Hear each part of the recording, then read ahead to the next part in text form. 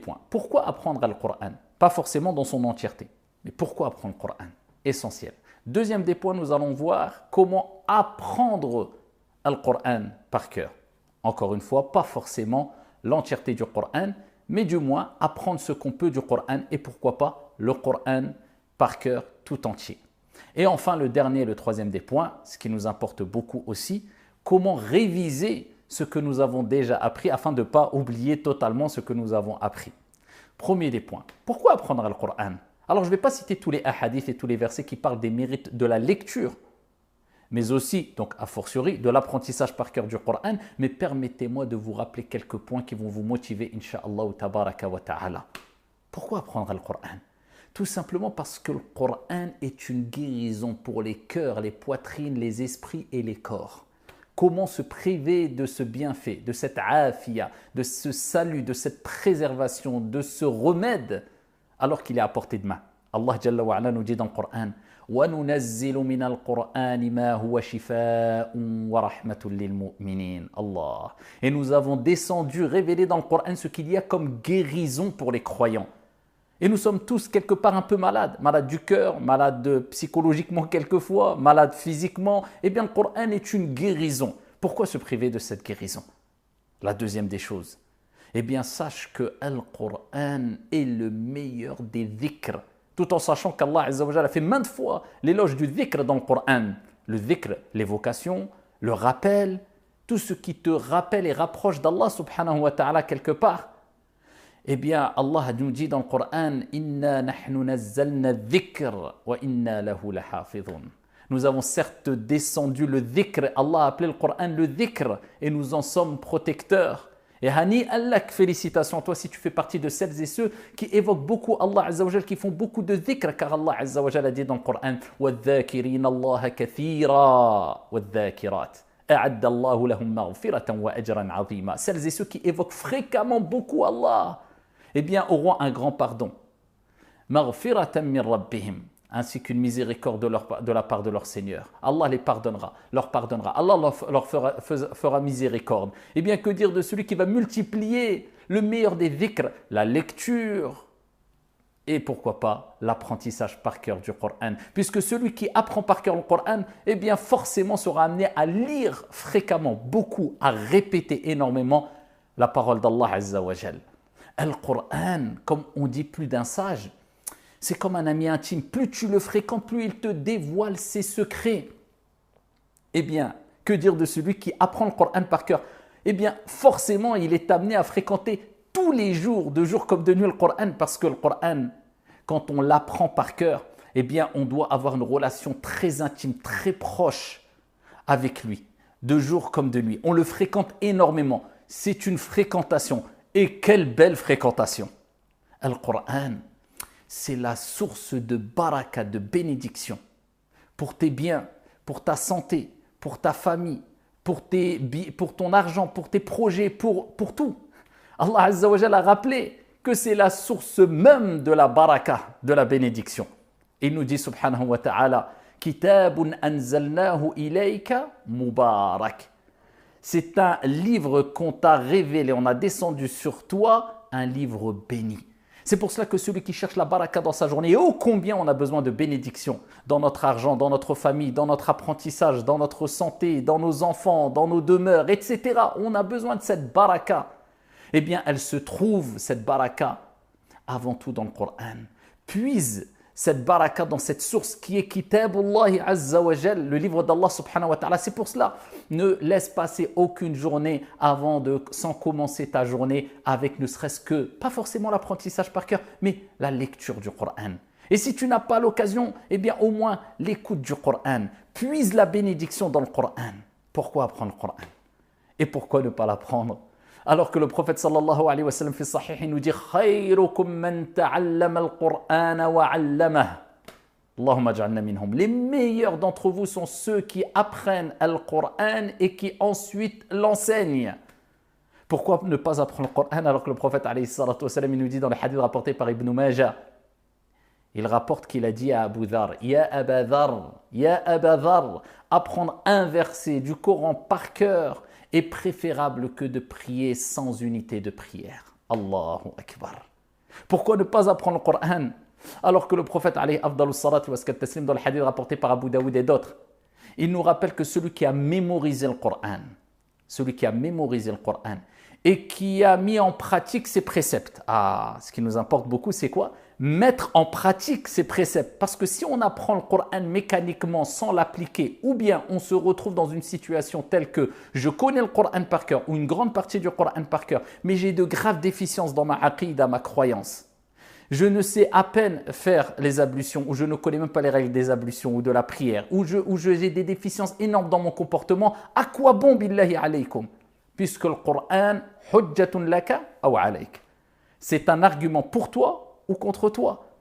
Donc si tu as appris le Coran dans le but de satisfaire Allah subhanahu wa ta'ala et d'adorer au mieux ton Seigneur tabaraka wa ta'ala pour le mettre en pratique, cela est bon. Mais si c'est pour autre chose, avec une autre intention qui est malsaine, c'est pour se montrer aux autres et on en parlera, c'est très problématique. Le prophète alayhi salatu wa salam dans le hadith, il dit quoi? Celui qui a mémorisé le Coran et mis en pratique ses préceptes au jour de la résurrection verra ses parents, Allah, vêtus d'une couronne plus éblouissante que la lumière du soleil. Et les hadiths sont très nombreux concernant le bienfait de lire et a fortiori d'apprendre le Coran par cœur. Il suffit de rappeler le hadith authentique connu par toutes et tous où le prophète alayhi salatu wa salam a dit: celui qui lit une lettre du Coran aura 10 bonnes actions. Vous connaissez tous ce hadith-là. Et le prophète alayhi salatu wa salam a dit: je ne dis pas qu'alif lam mim est une lettre, mais alif est une lettre, lam est une lettre, mim est une lettre. C'est-à-dire que celui qui va lire le Coran, hani Allahu, félicitations à lui, eh bien il va empocher un grand nombre, il va accumuler un grand nombre de bonnes actions. Une lettre simplement du Coran lue en arabe, 10 bonnes actions. Que dire de celui qui lit chaque jour 2 hizb, 3 hizb, 4 hizb du Coran? Que dire de celui qui apprend le Coran? Puisque l'apprentissage du Coran demande de la répétition, énormément de répétition. Donc à chaque fois que tu repasses 10 fois, 30 fois, 50 fois sur la même ligne, sur le même verset coranique, imagine-toi le nombre de bonnes actions que tu cumules. Et on pourrait parler encore longuement, mais cela simplement pour vous rappeler qu'il est important de se concentrer et de donner de l'importance à la lecture, bien sûr, avant tout, mais aussi à l'apprentissage du Coran. Une fois qu'on a dit cela, comment apprendre le Coran par cœur? C'est le deuxième point. Si tu souhaites apprendre le Coran, et quand je parle de l'apprentissage du Coran, de la mémorisation, ce n'est pas forcément la mémorisation du Coran dans son entièreté comme dit précédemment. Si tu souhaites simplement apprendre Juz Amma, Surat al-Baqarah, Surat Ali Imran, An-Nisa, une partie du Coran, eh bien, ces recommandations, cette méthodologie te sera profitable. Bien sûr, il est toujours préférable de mettre la barre haute. Quand on invoque, le prophète alayhi salatu wa salam nous a dit: ne demandez pas simplement le paradis, demandez al-firdaus al-a'la, le degré le plus haut du paradis. Quand on se dit: je vais apprendre le Coran, ne te dis pas: je vais apprendre simplement Juz Amma. Mets la barre haute. Et rien n'est difficile pour Allah subhanahu wa ta'ala. Et n'oublie pas, وَلَقَدْ يَسَّرْنَا الْقُرْآنَ لِلذِّكْرِ. Allah subhanahu wa ta'ala, c'est lui qui facilite le Coran, la compréhension, l'apprentissage du Coran. Rien n'est difficile pour Allah. La hawla wa la quwwata illa billah. Répète cette parole quand tu apprends le Coran. Il n'y a de changement, de transformation, de force qu'en Allah subhanahu wa ta'ala. Si tu demandes à Allah et tu es sincère, Allah te facilitera.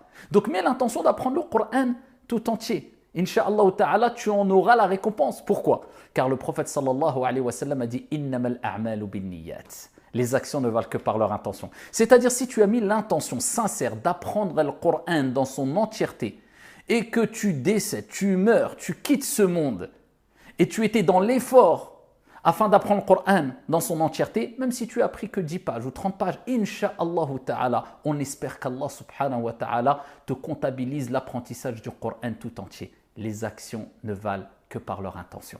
Donc la première des choses, mets l'intention d'apprendre le Coran dans son entièreté. Et restons dans l'intention, bien sûr, ça va de soi. Et une bonne intention. Al-Qur'an hujjatun laka aw alayk. Et parmi les 3 premières personnes, ou les 3 premières personnes qui seront châtiées au jour de la résurrection, comme vous connaissez le hadith, et qui seront amenées en enfer, ce sont des personnes qui ont fait des grandes actions. Parmi ces grandes actions, c'est des gens qui ont appris la science, qui ont appris le Coran, des gens qui ont donné des aumônes, mais ils l'ont fait que pour recevoir des éloges. Et il a été dit, Un tel récitait le Coran correctement, bien, il avait une belle voix, masha'Allah, il cherchait ces éloges-là. Un tel donnait beaucoup d'aumônes, oh, il donne beaucoup d'aumônes, il est généreux, il a fait cela pour ces éloges-là, et il a été dit, ainsi de suite. Donc ici, avoir une bonne intention. Et l'intention, c'est quelque chose de très difficile à préserver, c'est-à-dire la bonne intention. C'est pour cela qu'on doit renouveler l'intention chaque jour, à chaque instant, en se posant la question, est-ce que je suis sincère? Déjà, si tu te poses la question, c'est une preuve de sincérité. Donc, pose-toi la question, pourquoi j'apprends le Coran? Pour dire aux gens, je connais le Coran par cœur, pour faire écouter ma voix aux gens et pour que les gens disent, oh, qu'est-ce qu'il a une belle voix. Donc, c'est ça ton intention principale. C'est très problématique, sache que le Coran sera sûrement un argument contre toi. Non, j'apprends le Coran puisque je sais que les mérites sont énormes, puisque je sais que c'est kalamullah, c'est une preuve d'amour que je vais porter envers Allah subhanahu wa ta'ala. Je vais me rapprocher d'Allah avec sa parole. Et j'espère l'amour d'Allah subhanahu wa ta'ala. J'espère monter de degrés au paradis au jour de la résurrection, car on dira au lecteur du Coran assidu, certains savants ont dit celui qui a appris le Coran par cœur, récite et monte les degrés du paradis. C'est pour ça que certains savants ont dit il y a autant de degrés au paradis que de versets du Coran. Allahu Akbar. Donc j'ai une intention sincère pour connaître mon Seigneur Tabaraka wa Ta'ala, pour mettre en pratique le Coran, pour satisfaire Allah Azza wa Jal. Une fois cela est fait, et c'est le plus important, eh bien je dois me motiver. Et pour se motiver, il faut de la discipline. Je m'impose une discipline, et on s'impose une discipline en s'organisant. Ahabbul a'mal ilallah adwamuha wa in qal. Ça sert à rien de dire je vais apprendre 10 pages aujourd'hui, 20 pages, une page tout de suite, une demi-page tout de suite, alors que tu es dans les débuts. Les meilleures des actions et les plus aimées auprès d'Allah Azza wa Jal, ce sont celles qui sont régulières, même si elles sont minimes. Va tout doucement, comme on va le voir, Inch'Allah Ta'ala. Et cherche-toi une ambiance, un bon environnement, des frères qui sont aussi dans l'apprentissage. Comme ça, chaque week-end, par exemple, eh bien, tu récites ce que tu as appris et ils te récitent ce qu'ils ont appris. Et ainsi, vous vous entraidez. Et pour cela, il est bon d'avoir une bonne fréquentation et de regarder ceux qui sont meilleurs que toi, pas dans les choses mondaines, mais dans les choses qui te rapprochent, qui les rapprochent, qui nous rapprochent d'Allah Azza wa Jal. Quand tu vois des jeunes qui ont 14 ans, qui connaissent le Coran par cœur, qui gagnent des concours de Coran, etc., ça te motive. Mais quand tes références, ce sont simplement celles et ceux qui courent après ce bas monde parmi certains influenceurs, influenceuses, etc., etc., Chofouni, regardez-moi, que le moi je gagne, etc. Comment veux-tu te motiver, billahi alayk? Kullu man alayha fan. Tout ce qu'il y a sur ce bas monde, dans ce bas monde, sur la surface de la terre est voué à éphémérité. N'oublie pas, seul t'accompagnera dans ta tombe les actions, bonnes ou mauvaises. Donc c'est ça le vrai investissement. Et parmi les meilleurs des investissements, apprendre le Coran.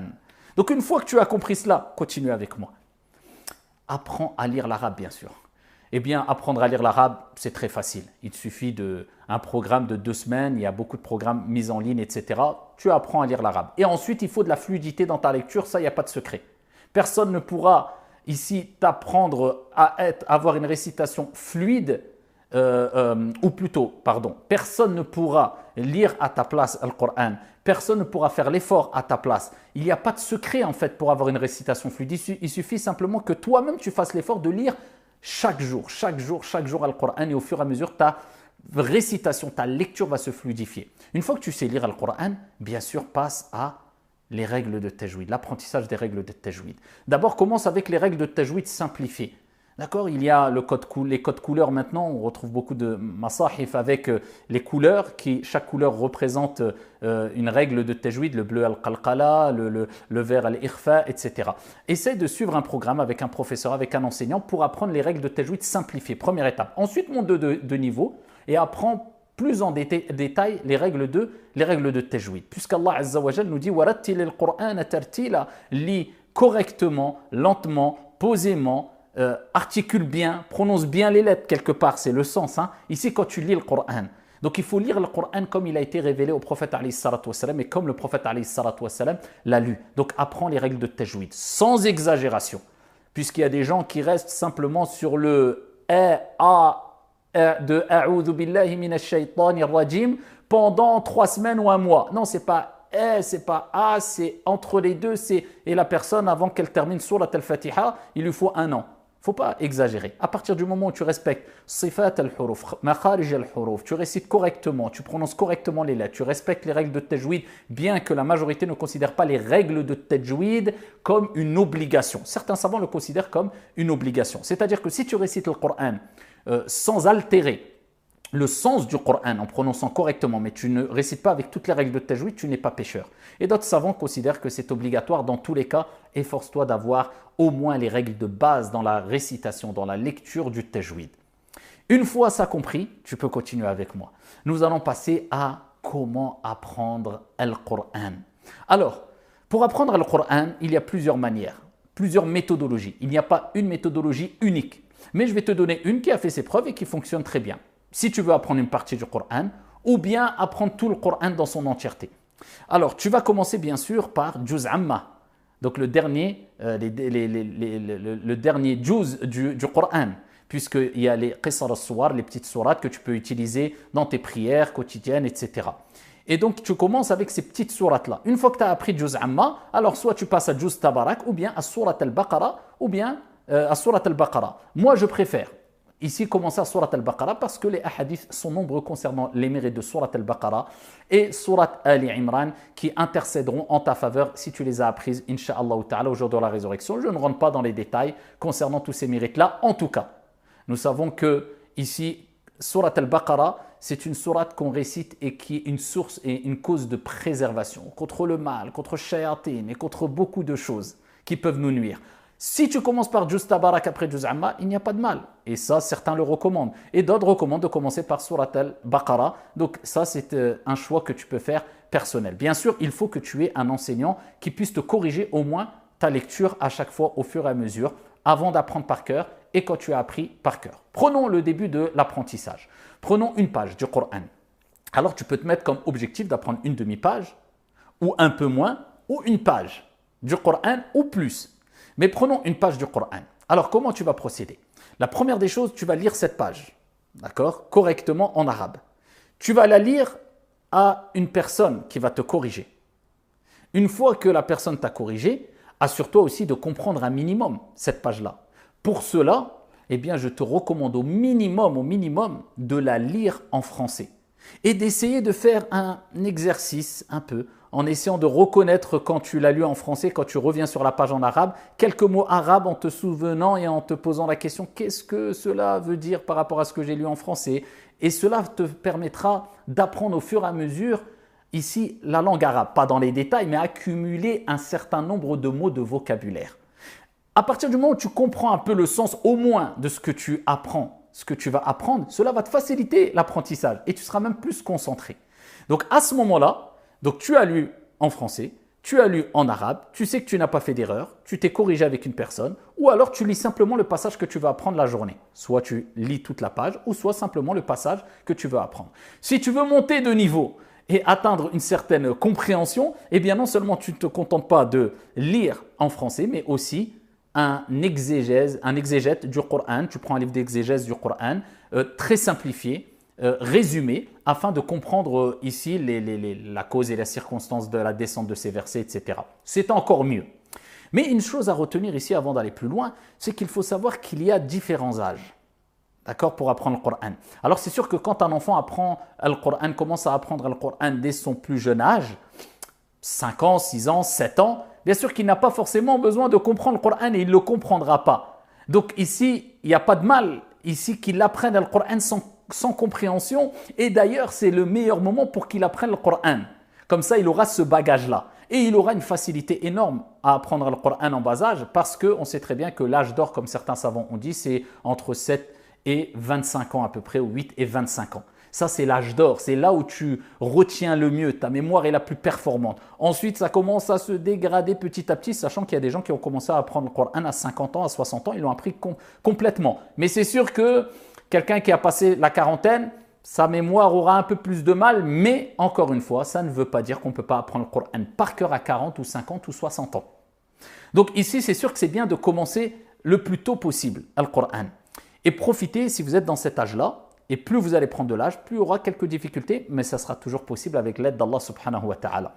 Alors tu vas commencer l'apprentissage en lisant une ligne, 10 fois, 15 fois, 20 fois. Quand tu vois que tu es à l'aise, tu lèves ta tête. Si tu vois que tu la connais par cœur, eh bien tu passes à la deuxième ligne. Tu fais la même chose, une fois, 2 fois, 10 fois, 15 fois, 30 fois, 50 fois. Tu vois que tu la connais par cœur, en levant ta tête, eh bien tu colles la première et la deuxième ligne. Tu les lis plusieurs fois, 20 fois, 40 fois, 50 fois. Tu lèves ta tête, tu les connais par cœur. sans aucune hésitation, tu passes à la troisième ligne. Et tu refais la même chose pour toute la partie du Coran que tu veux apprendre. Si tu veux apprendre la page complète, tu fais la même chose pour la page complète. La demi-page, tu fais la même chose pour la demi-page. Tu veux apprendre 2 lignes, tu fais la même chose pour les 2 lignes. Une fois ta page apprise par cœur, qu'est-ce que tu dois faire? Tu la récites à une personne. Et quand tu as récité cette page sans faire aucune erreur, je dis bien aucune erreur, aucun bug, tu peux dire je la connais par cœur, mais l'apprentissage est faible. Il faut que tu passes d'un apprentissage faible, fragile, à un apprentissage fort.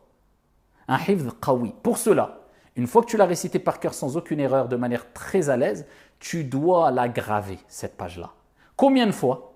Eh bien, tu la lis pour la graver au minimum. Et je dis ça vraiment en exagérant. Au minimum, 30 fois.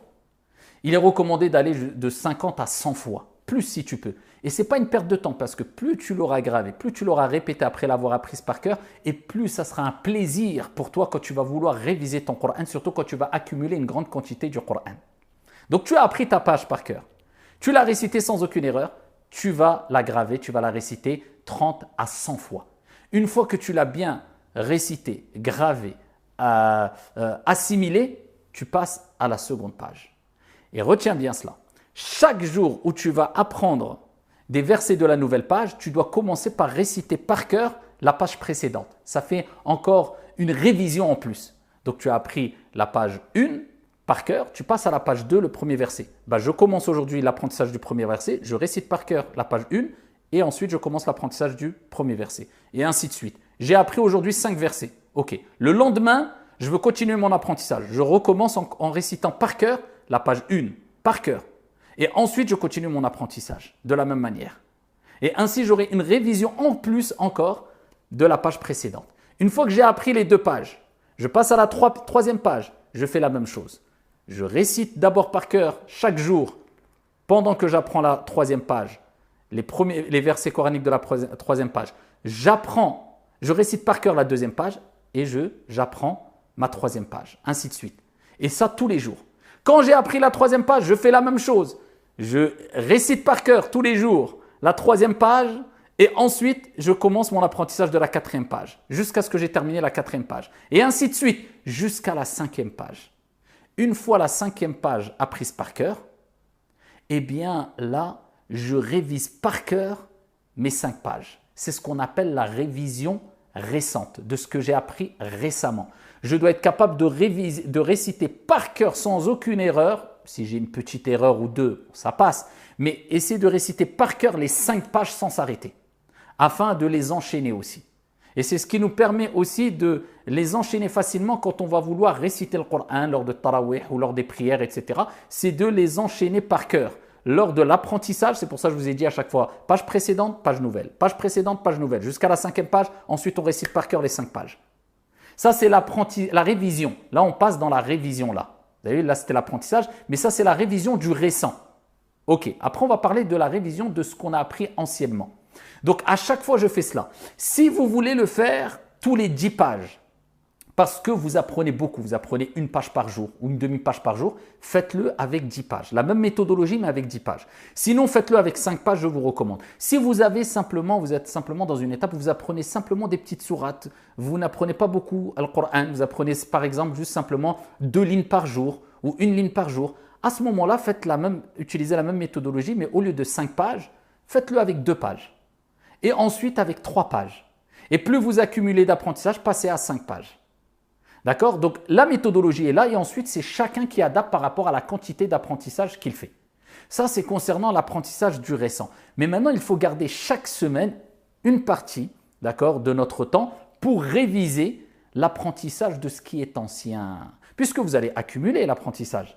Au début, vous allez apprendre Juz Amma, ensuite Surat al-Baqarah par exemple, Surat Ali Imran. Donc, vous n'allez pas vous contenter simplement de réviser ce qui est récent. Non, chaque semaine, vous prenez 1 jour ou 2 jours par exemple et vous révisez, vous mettez un marque-page dans votre mushaf. Vous commencez par exemple à Juz Amma, Amma yatasa'alun, et vous révisez par cœur. Minimum par 3 pages par cœur. D'accord? Si vous avez accumulé pas mal d'apprentissage, par 3 pages. Sinon, par 2 pages par cœur. Et ça, c'est le minimum 3 pages. Si vous pouvez faire 5 pages par cœur ou 10 pages par cœur et réciter à quelqu'un à chaque fois, l'apprentissage de l'ancien, d'accord, ce que vous avez appris anciennement, c'est meilleur. Mais encore une fois, vous vous adaptez par rapport à la quantité de ce que vous avez appris. Donc vous allez prendre un jour dans la semaine et à chaque fois, vous allez commencer par exemple par 3 pages. Vous allez réciter, réviser 3 pages, vous allez les réciter par cœur, c'est bon. Vous voulez continuer, tant mieux. Vous voulez arrêter et attendre la semaine d'après pour continuer à réviser ce qui était anciennement appris, il n'y a pas de problème, vous mettez un marque-page. Mais par contre, si vous avez accumulé beaucoup d'apprentissage, 3 pages par semaine, ça ne suffira pas. Essayez de passer au moins à 10 pages. D'accord? Et donc à chaque fois, tous les week-ends par exemple, eh bien vous avez un temps pour réviser ce que vous avez pris anciennement. Vous avez terminé Juz Amma, vous passez à Surat al-Baqarah pour la révision de ce qui est ancien, vous remontez. Quand vous avez terminé, vous repartez à Juz Amma et ainsi de suite. D'accord? Comme ça, vous avez un temps pour réviser ce qui est nouveau, tous les 5 pages, et un temps chaque semaine pour réviser ce qui avait été appris anciennement. Et ainsi, vous allez apprendre le Coran par cœur, Inch'Allah Ta'ala. Alors, ce n'est pas forcément, comme j'ai dit précédemment, tout le Coran par cœur, mais ne serait-ce qu'une partie. Mais en plus de cela, vous allez l'apprendre de manière avec un apprentissage fort. Vous allez réviser à chaque fois ce qui est appris récemment et vous allez réviser ce qui est appris anciennement et le Coran ne partira pas complètement. Car le prophète, vous connaissez le hadith très connu, et il est plus fugace, il prend la fuite comme le chameau qui n'est pas attaché et qui a tendance à vouloir prendre la fuite. Le Coran, ça part.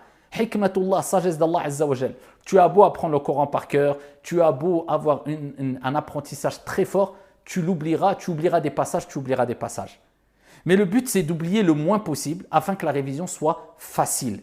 Et pour cela, on demande l'aide d'Allah Azza wa Jal à chaque fois, on révise notre intention, on utilise une méthodologie qui nous permet non seulement d'apprendre, mais de graver fortement sans se précipiter les pages apprises pour ne pas se précipiter dans l'apprentissage et avoir un apprentissage fragile.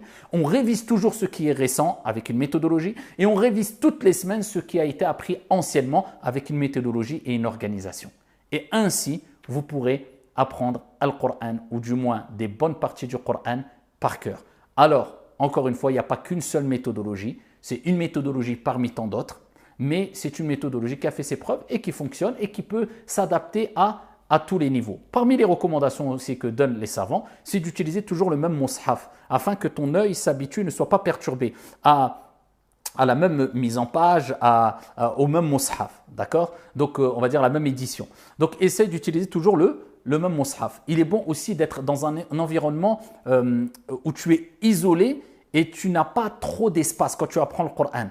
Il n'y a pas trop d'espace devant toi. C'est pour ça que c'est bien d'être face à un mur et afin d'être concentré au maximum. Et vous voyez que, par exemple, dans beaucoup de pays du Maghreb et ailleurs, on voit que souvent les jeunes, quand ils apprennent le Coran, ils sont dans des endroits ou ici, des salles de prière ou des salles d'apprentissage dans le Coran ou dans le Coran, etc. Et tout le monde apprend en même temps. On entend un bourdonnement. Certaines personnes disent « ouais, ça me perturbe ». Mais non, au contraire, si tu arrives à apprendre quand il y a du bruit autour de toi, eh bien ici, cela te permettra encore c'est une manière aussi d'avoir encore un apprentissage plus fort, plutôt que d'être perturbé dès qu'il y a un petit bruit. Donc voilà, c'est quelques éléments qui nous permettent à toutes et à tous d'évoluer, de se rapprocher d'Allah Azza wa Jal et d'apprendre le Coran par cœur. Il y a d'autres éléments à dire, mais je ne veux pas m'attarder trop et j'espère que cela vous sera bénéfique. Qu'Allah Azza wa Jal nous accorde sincérité et véracité et qu'Allah subhanahu wa ta'ala nous permette de se rapprocher de lui à travers sa parole, Kalamullahi Azza wa Jal, et qu'Allah subhanahu wa ta'ala nous bénisse et nous permette d'apprendre le Coran par cœur. Amin. Barakallahu fina wa fikum. Walhamdulillahi rabbil alamin.